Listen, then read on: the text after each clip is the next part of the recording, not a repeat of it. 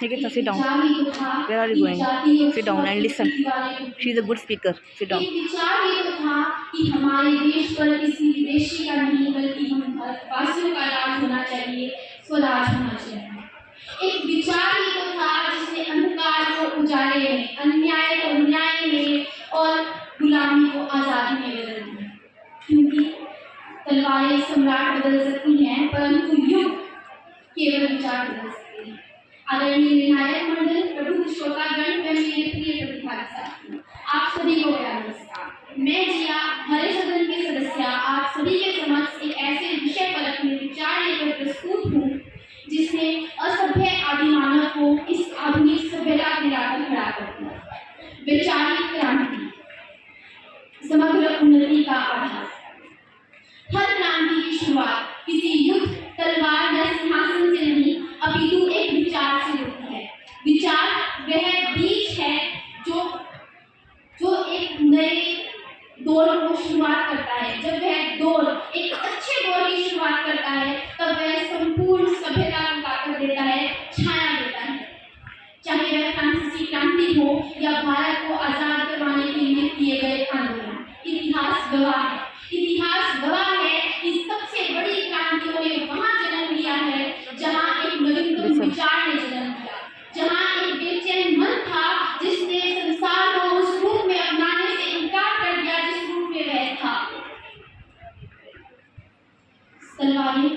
तलवारों के दम पर सिंहासन पाए जा सकते हैं, तलवारों के दम पर साम्राज्य बनाए जा सकते हैं, किंतु सभ्यताएं केवल विचार याद, जब विचार कैद किए जाते हैं तो समाज में रह जाता है, परंतु जब वही विचार आजाद हो जाते हैं तब एक नई उन्नति की लहर डोल जाती है।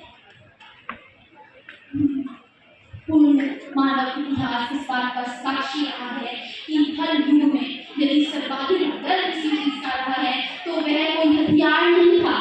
जिस चीज का सर्वाधिक दर रहा है वह था एक नया विचार, एक आजाद विचार, जिस विचार में वो उत्तेजना थी कि वो एक नई दौर को, एक नए युग को शुरू कर देगा।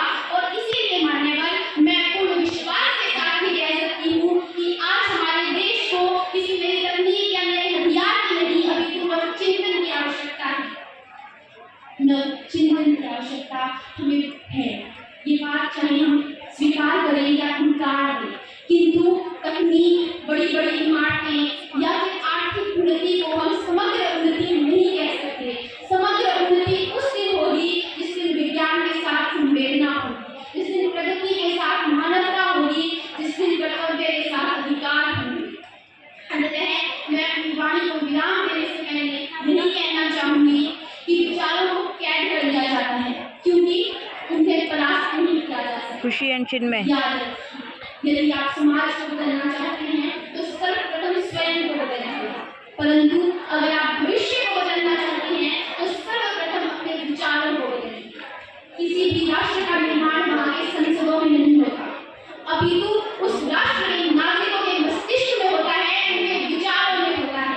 इसीलिए मैं आज पूर्ण विश्वास के साथ ये कहती हूँ कि वैचारिक क्रांति ही समग्र उन्नति का आधार है। धन्यवाद। जय हिंद।